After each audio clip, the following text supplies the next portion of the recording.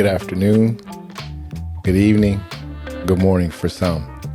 Welcome back, welcome back, welcome back. This is Ray, your host for Wisdom on Wednesday, and I'm elated that you came back to hang out with me once again this week as we try our best to talk about some things that we've learned, we've gleaned on these Wisdom on Wednesdays.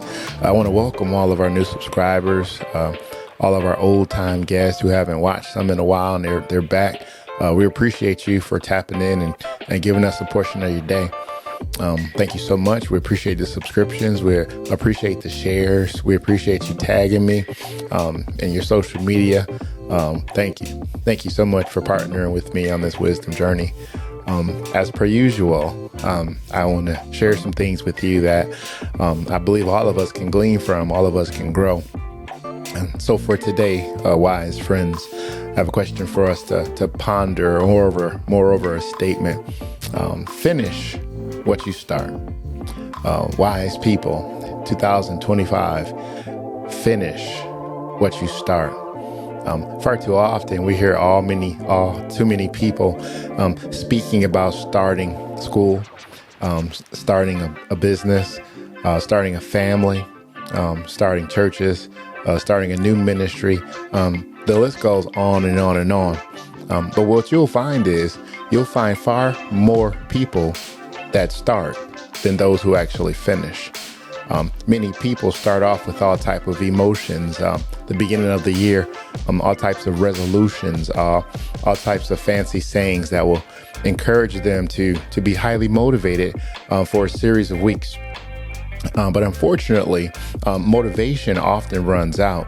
And if you haven't prepared properly, if motivation doesn't get encouraged by discipline, we will all be disappointed. You see, if you're just motivated, motivation only goes as far as what you're motivated to do. But when things get difficult, when friends get few, when finances get phony, it's very hard to just go off of motivation. Now we have to have some decisions that we're disciplining ourselves to follow.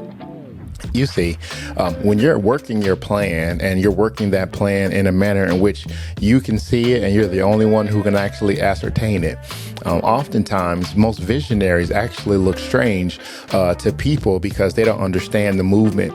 They don't understand the mold. They don't understand why you can continue to go on without actually seeing any results. That's really what I want to focus on today if I can. It's easy to stay motivated when you see inroads and you see accomplishments, but it's difficult to keep going as hard as you possibly can, giving 100% each and every day without any results to lean back on. To have the same discipline that this is a dream that I'm determined to do everything I can to expend all of my energy and even some of my resources to make certain I finish what I start. I'm reminded of Noah from the Bible, that Noah had a hard task. He had something that God asked him to do. But the difficult part about it was he said he wanted him to build an ark, to build a boat, something that would withstand the tide, withstand rain, that will withstand a flood. You see, that may not sound very intriguing to any of us, but at the time, nobody in that particular time saw rain or knew what he was talking about. That water would fall from the sky and the water wouldn't stop. And if you didn't get inside this boat, everybody was going to perish who didn't make it inside. So now you can imagine the people who walked by watching Noah put this boat together by the instructions that God gave him and only him. That he's putting this plan together and he's working his plan every day. And every day people will walk by and see just a little bit more advancement, but they would still shake their heads and wonder, why is he making that boat? There's no trouble yet. Why is he continuing to follow that dream? Why is he continuing to follow that plan? There's nothing apparent that's going to happen. You see, when something is birthed in your heart and you're pregnant with that dream, many people won't see what you see. All people will see the results of you following the plan. All people will see is the motivation and the things that they misunderstand about you. At times, it seems like you're distracted because you're focused on your plan. You're distracted. You can't hang out with your single friends anymore because you have a plan now, because you're in a covenant relationship. You understand? When God's given you a plan, it's difficult to assimilate to people who don't see what God gave you to see. When you're working your plan, you will often be misunderstood, and people will look at you like all you can do is work. Have you ever heard this? Put it in the chats if you can. Have you ever heard someone say this? You just working so much. I really don't understand you anymore. You don't look like who you used to be. You don't move in the same manner you used to do. When I was thinking about this, I was thinking about that when I used to watch the Looney Tune cartoons, and the Tasmanian Devil would come on the scene. And when the Tasmanian Devil came on the scene, you couldn't understand anything he said. You just saw him moving from one corner to corner in the screen, and everything in his way, it was tore up. But that came from my perspective. When my perspective I saw Tasmanian Devil interrupting what was normal to me. But what was normal for a Tasmanian Devil was destruction. What was normal for a Tasmanian Devil was to move at his own pace. What was normal for a Tasmanian Devil was not normal to everybody who didn't understand his plan. Does it start to make sense now? When people say you don't talk the same, maybe you're speaking a higher language than low-level people can understand. You see, when you're moving at a pace that people that are standing still don't understand, it doesn't mean that you're moving wrongly. It just means that there's no movement in them. And when people don't have movement, they don't understand your motive of why you move in the manner in which you move. You see, you can't take your cues from people that are standing still. If you're on an assignment and you're moving forward, you've got to look at people who are moving in the same manner as you. Better yet, moving at people who are farther along than you, because you can see what it looks like to be successful when people don't understand you. You can't stop because people aren't comfortable with your progression. You have to finish. Why? Why do I have to finish what I start? You ask good questions. It's important for you to finish what you start. First off, is because we have to start keeping our promises to ourselves. We have to start keeping the promises that we make to ourselves so that we can build a future of recognizing that I'm going to keep the promises to myself as my character is being impacted, as my character is being built up. If I can't keep promises to myself, that means I can't keep promises to people. So I have to finish what I start because I'm keeping a promise to myself. This is a plan. This is a dream. This is an aspiration. Why would I quit just because it's difficult? I made a promise that I would do this by this time this year.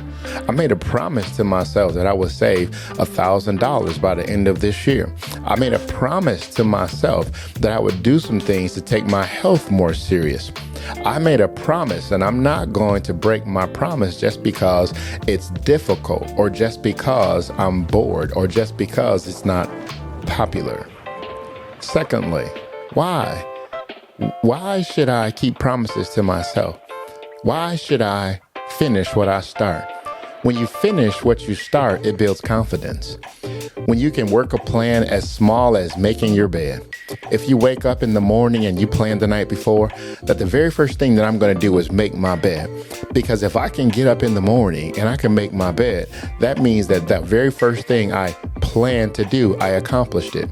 And me making these accomplishments, these itty bitty wins early in the day, it's building confidence in the things that I've made promises to myself in. So now something as small as saying that I'm going to read a couple of scriptures in the morning. Now I've kept several promises to myself.